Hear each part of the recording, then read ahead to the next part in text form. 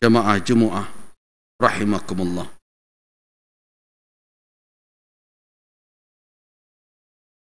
Pada suatu hari Umar bin Al-Khattab radhiyallahu anhu melihat ada baju bagus yang dijual oleh seseorang, dan bersamanya ketika itu ada Nabi SAW. Kemudian Umar bin Al-Khattab melihat barang dagangan seperti itu, berkata kepada Nabi SAW, "Ibta' hadhil hullah, ya Rasulullah, belilah baju ini. Talbasha yawma al-jumu'ati wa idza ja'aka al-wafd." Belilah baju ini, kemudian engkau pakai pada hari Jumat, dan ketika ada tamu datang kepadamu. Dalam riwayat lain ada pada hari raya, dan ketika tamu datang berkunjung kepadamu. Apa reaksi Nabi SAW mendengarkan usulan dari Umar bin Al-Khattab agar beliau membeli baju yang dijual oleh pedagang tersebut? Qala, "Innama yalbasu hadha man la khalaqa lahu fil akhirah." Wahai Umar, yang memakai baju seperti ini adalah orang yang tidak mendapatkan jatah di akhirat. Jawaban Nabi, yang memakai hadha, baju ini, baju yang engkau usulkan, yang engkau tunjukkan untuk saya beli itu, man la khalaqa lahu, orang yang tidak ada jatah untuk mendapatkan pakaian yang bagus kelak di akhirat. Dari jawaban Nabi SAW, kita mudah memahami bahawa Nabi tidak menolak usulan Umar untuk membeli baju guna dipakai di hari Jumat, di hari raya, ataupun ketika tamu datang berkunjung. Bukan itu yang dibantah oleh Nabi SAW. Tetapi yang ditolak oleh Nabi adalah malbas, pakaian itu sendiri esensinya yang tidak cocok dipakai oleh orang yang beriman. Nah, ketika kita cari tahu riwayat-riwayat tentang hadis itu, di dalam berbagai riwayat kita temukan bahwa baju itu min istabrak. Ternyata bahannya terbuat dari sutra. Nah, akhirnya kita tahu bahawa yang ditolak oleh Nabi adalah jenis pakaiannya. Bukanlah membeli pakaian baru untuk munasabah, untuk momentum tertentu. Nah, karena itulah wahai kaum muslimin,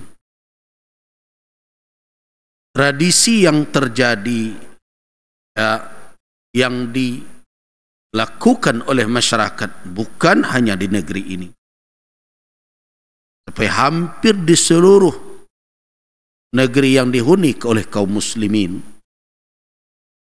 terkait dengan berpenampilan bagus, dengan pakaian yang bagus di hari raya, dikatakan oleh ulama bahwa asalnya hal yang seperti itu bukanlah perkara yang terlarang di dalam syarak.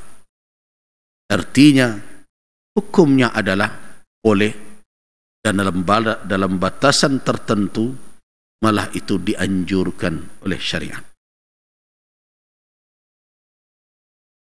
Kita lihat ada hadis lain di mana ada seorang sahabat namanya Malik bin Nadlah Al-Jusmi bercerita, ataitu Nabiya sallallahu alaihi wasallam, saya pernah datang bertemu Nabi sallallahu alaihi wasallam. Dalam riwayat di luar dari riwayat Imam Abu Daud, kita temukan dengan pakaian dun, dengan pakaian yang kurang rapi atau yang tidak bagus. Ketika itu apa kata Rasulullah sallallahu alaihi wasallam kepada Malik ibn Nadlah? Alaka malun? Apakah engkau punya harta? Qala na'am. Kata Malik, ada, ya, punya ya Rasul. Qala, kata Rasulullah sallallahu alaihi wasallam, min ayyi mal? Min ayyil mal? Harta apa yang engkau punya? Dari jenis apa? Kalau betul engkau memiliki harta kekayaan. Qala, kata Malik, atani Allahu minal ibli wal ghanami wal khayli wal raqiq. Malik jujur mengatakan, Allah subhanahu wa ta'ala memberikanku kekayaan berupa unta, domba, kuda, bahkan saya punya budak. Ini menunjukkan bahwa dia adalah seorang yang mampu lagi kaya.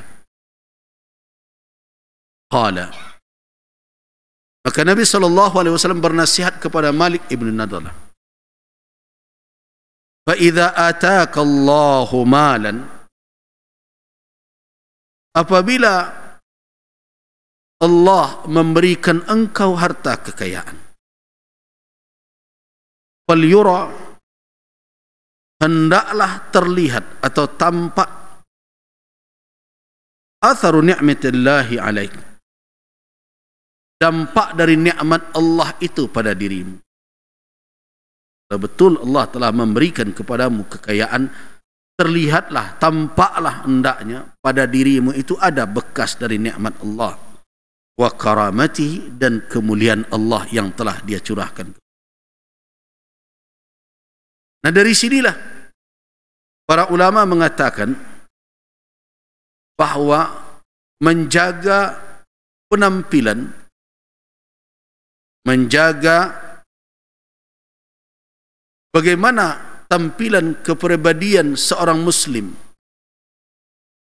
dalam batasan yang menunjukkan kemuliaan Allah, nikmat Allah padanya, adalah perkara yang disuruh oleh syariat. Dan tentu itu tidak bertolak belakang dengan petunjuk zuhud yang ada di dalam akhlak Islamiyah. Karena makna zuhud bukan berarti orang menjadi tidak rapi. Makna zuhud bukan berarti orang tidak bergaul dalam kehidupan dunia. Makna zuhud bukan berarti orang mengharamkan apa yang dihalalkan oleh Allah. Makna zuhud adalah tidak membiarkan dunia mengisi kalbu manusia. Karena kalau dunia ada di dalam hati, maka dunia akan memperbudak orang tersebut. Makna zuhud adalah menjangkau dunia dalam batasan yang dibolehkan oleh syarak untuk mengantarkan kepada keberuntungan di akhir. Nah, jemaah rahimakumullah, di atas konsep-konsep syariat di dalam hadis-hadis tadi, mari kita fahami bagaimana kita mestinya menjalankan Id, hari raya. Tentu berbaju baru bukan suatu yang haram. Berpenampilan bagus bukanlah hal yang dilarang. Karena itu menunjukkan apa? Oh, di dalam agama kita ada fasha, ada kelapangan. Dalam agama kita ada keluasan di dalam kehidupan. Bukan agama yang monoton, membuat sempit kehidupan manusia, tidak mempertimbangkan bahwa di dalam fitrah insan ada berbagai susunan rasa, yang menjadi karakter dia, bahwa dia adalah makhluk yang memiliki kecenderungan senang kepada hal-hal yang baik dan suka kepada hal-hal yang bagus dan nyaman dengan sesuatu yang membuat bahagiaan yang muncul. Nah, itulah yang dikatakan dinul fitrah. Agama Islam adalah agama fitrah. Islam tidak menghancurkan fitratul insan. Allah Subhanahu wa taala menciptakan fitrah itu. Fitratullah allati fatara an-nas 'alaiha. Fitrah yang dijadikan sebagai karakter dasar manusia ketika diciptakan oleh Allah. Tetapi wahai kaum muslimin, di dalam kebolehan itu ada hal yang harus dijaga oleh setiap muslim. Islam membolehkan segala sesuatu yang membawa kemaslahatan kepada manusia, bukan untuk membawa kemudaratan. Karena itu setiap apa saja yang dibolehkan oleh syariat akan ada dawabit, ketentuan-ketentuan yang harus dipenuhi. Bukan dibolehkan dalam makna mempergunakan apa saja menurut selera. Sebab kalau seperti itu sikap yang diambil, manusia tidaklah dalam rangka untuk mendidik dan menjaga kehormatannya dan kemuliaannya sebagai insan. Kalau dia lepaskan begitu saja keinginannya, kemauannya dengan alasan fitrah tadi, maka fitrah itu akan ternoda.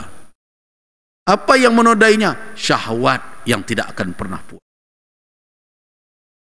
Nah, karena itulah melalui mimbar ini, di akhir Jumu'ah pada bulan Ramadan musim tahun ini, saya mengajak kepada kita semua, wahai kaum muslimin, walaupun saya menyadari dan mendengar serta melihat bagaimana kondisi kita kaum muslimin dengan perekonomian yang begitu berat untuk kita jalani, menurunnya kemampuan daya beli. Tidak jarang kita dengarkan keluhan para pedagang, terkadang hari demi hari menunggu. Mudah-mudahan terjadi transaksi jual beli, terkadang tidak kunjung juga tiba. Janganlah hal itu menjadi penyebab kurangnya kebahagiaan kita di Idul Fitri. Janganlah hal seperti itu membuat kita lupa bahwa ada nikmat yang jauh lebih besar yang telah kita terima dibandingkan dengan baju baru, penampilan bagus, dan karena kebahagiaan yang diperoleh oleh seorang mukmin ada tingkat-tingkatannya. Kebahagiaan karena materi hanya dalam batasan sementara. Kebahagiaan dalam materi hanyalah sementara. Sedangkan kebahagiaan yang hakiki itu telah didapat oleh siapa saja yang benar-benar beribadah, menghambakan diri kepada Allah Subhanahu wa taala di bulan yang mulia ini. Bukankah Nabi sallallahu alaihi wasallam telah menyuguhkan kebahagiaan itu, menjanjikannya, dan itu adalah janji dari Rasul Allah Subhanahu wa taala. Janji Rasulullah adalah janji Allah Azza wa Jalla. Lis-shaimi farhatan. Untuk orang yang berpuasa ada dua kebahagiaan, kegembiraan, yaitu farhatun inda fitri, kebahagiaan ketika fitrinya, di saat tuntas ibadah Ramadannya. Yang kedua, inda liqa'i rabbi, ketika dia berjumpa dengan Rabbnya. Wahai kaum muslimin, saya mengajak semua kita, mari kita bergembira dengan kehadiran Idul Fitri. Tetapi jangan sangkutkan kegembiraan itu hanya sebatas dengan baju baru dan penampilan yang bagus. Jangan sampai kalah pula kegembiraan karena ibadah dikarenakan kegembiraan karena dunia.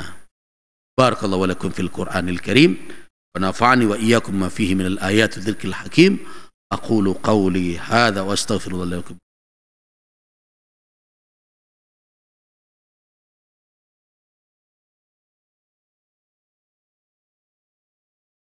Alhamdulillah, nahmaduhu subhanahu wa ta'ala wa nasta'inuh wa na'udzu bihi min shururi anfusina wa min sayyiati a'malina. Man yahdihillahu fala mudilla lahu wa man yudlil fala hadiya lahu.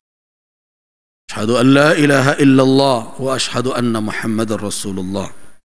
Allahumma salli wa sallim ala 'abdika wa rasulika wa habibika Muhammadin wa ala alihi wa ashabihi ajma'in, amma ba'du. Ibadallah, qala Allah tabaraka wa ta'ala fi muhkami tanzili wabtaghi fima ataka Allahu ad-dar al-akhirah wa la tansa nasibaka min ad-dunya wa ahsin kama ahsana Allahu ilaik wa la tabghi al-fasada fil ard inna Allah la yuhibbul mufsidin. Jamaah Jumaah rahimakumullah, sedikit pada khutbah kedua ini saya ingin sampaikan berbagai informasi di penghujung Ramadan terkait dengan hari Jumat terakhir di bulan Ramadan. Tidak sedikit orang yang menyebarkan berita bahwa ada yang disebut dengan salatul kafarah namanya, salat kafarat, di mana mereka menjanjikan bahwa siapa yang melakukan salat 4 rakaat dengan 1 tasyahud pada Jumat terakhir bulan Ramadan, kemudian kaifiatnya membaca Al-Fatihah setiap rakaat dan membaca 15 kali suratul Qadar dan suratul Kautsar, kemudian dijanjikan bahwa itu akan membayar, menyelesaikan solat-solatnya yang selama ini tidak dia lakukan, dan bahkan dijanjikan mendapatkan ampunan berbagai macam. Ketahuilah bahwa amalan seperti itu la asla lahu fi syara', tidak ada asalnya di dalam syariat. Itu adalah bersandar kepada riwayat maudhu'ah, kepada riwayat yang palsu, dan telah diperingatkan oleh banyak ulama, di antaranya seperti Al-Imam Asy-Syaukani di dalam kitab Majmu' al-Fawaid, Al-Fawaid al-Majmu'ah, dalam perkara hadis-hadis palsu. Dan sudah tidak sedikit para ulama memperingatkan agar jangan menyebarkan amalan-amalan seperti itu, karena itu bukan menambah kedekatan seorang hamba kepada Allah, tapi malah semakin menjauhkannya. Kenapa? Karena melakukan amalan yang masuk kategori bid'ah munkarah, bid'ah yang harus diingkari di dalam syariat. Karena itu tidak ada amalan-amalan seperti itu yang orang-orang yang merasa bahwa selama ini mereka meninggalkan salat, apalagi dengan sengaja, maka khawatirlah jangan sampai perbuatan itu mengeluarkan kita dari millah, dari agama Islam. Kenapa? Karena berkelanjutannya meninggalkan salat bisa menimbulkan rasa bahwa orang itu mengingkari perintahnya. Nah, karena itu wahai kaum muslimin, bertaubatlah kepada Allah Subhanahu wa taala. Tidak bisa menutupinya dengan amal-amal yang tidak berdasar kepada syariat seperti itu. Mudah-mudahan kita terlindung dari amalan-amalan yang ditunjukkan oleh orang-orang yang hanya bersandar kepada qila wa qal, kepada katanya dan katanya, padahal dia telah menjadikan riwayat dusta atas nama Nabi sebagai landasan beramal.